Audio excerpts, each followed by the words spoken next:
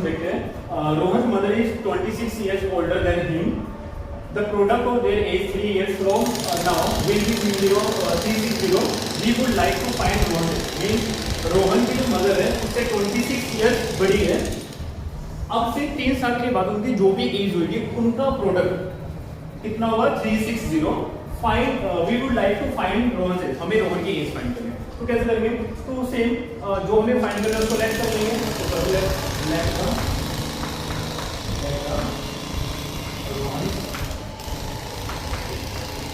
रोहन की एज कितनी लेट में x। सो हिज मदर से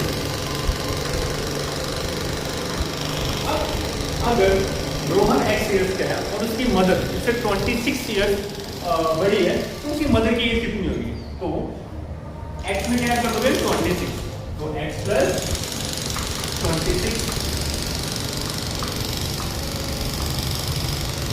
रोहन की प्रेजेंट एज कितनी है x ईयर्स। रोहन की प्रेजेंट एज कितनी लेट में x ईयर्स एंड उसकी मदर की एज कितनी है x प्लस 26। आगे बढ़ो, क्या बात कर रहे हैं? आज से 3 साल के बाद, तो आफ्टर 3 years,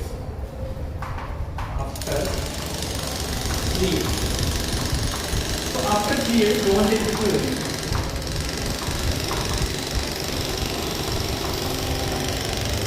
मान लो अभी किसी की एज 15 years है, तो 3 साल के बाद उनकी एज कितनी हो जाएगी? 15 प्लस 3 कितना हो जाएगा 18। जो भी उसकी प्रेजेंट एज है उसमें क्या ऐड कर दोगे 3। तो अगर रोहन की प्रेजेंट एज x है तो 3 साल के बाद रोहन की एज कितनी हो जाएगी? x प्लस 3 कितनी हो जाएगी? x प्लस 3 एंड उसकी मदर की as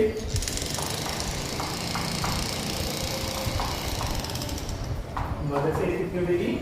x plus present age mother की x प्लस 26, इसमें क्या ऐड हो जाएगा 3, तो कितना बन गया वो x plus 23। According to question, according to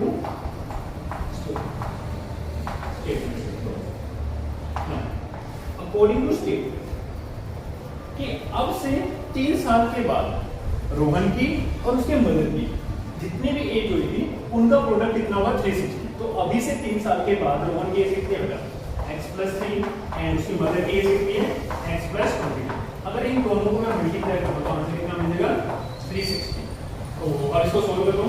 सबसे पहले ये x से मल्टीप्लाई हुआ तो x स्क्वायर प्लस देन ये x इस 29 से मल्टीप्लाई हुआ कितना देगा 29x प्लस ये 3 देन x से मल्टीप्लाई हुआ कितना देगा 3x प्लस 29 से मल्टीप्लाई हुआ कितना देगा ये 80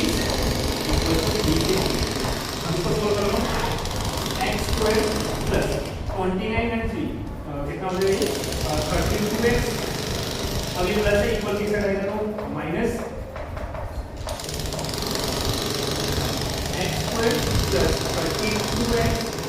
अब इसको सोल्व करो 87 माइनस 360, इसको माइनस करोगे तो कितना देगा माइनस 273 इक्वल्स टू 0। हमारे पास एक क्वाड्रेटिक इक्वेशन आ गई x square plus 3x minus 27 और 273 इक्वल्स टू 0। अब हमें इसको सोल्व करना है, तो वही स्प्लिटिंग का बीटा टर्म से हम इसको सोल्व कर लेते हैं।